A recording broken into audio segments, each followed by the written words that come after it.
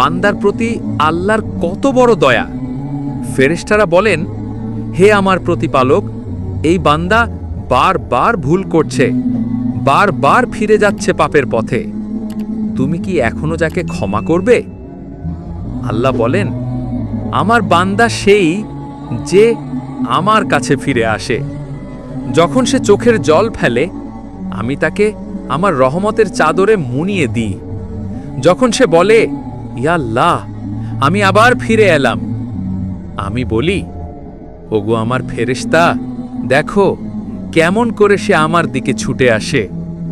ফেরেশতা বিস্ময় জিজ্ঞেস করে, কিন্তু ইয়া রব, সে তো প্রতিবারই প্রতিজ্ঞা ভাঙে। আল্লাহ বলেন, তবে শুনো, যতবার সে ফিরে আসবে আমি দ্বার খুলে রাখব, কারণ আমি তো আরশের মালিক। আমার দয়া তার পাপ থেকেও অনেক বড়।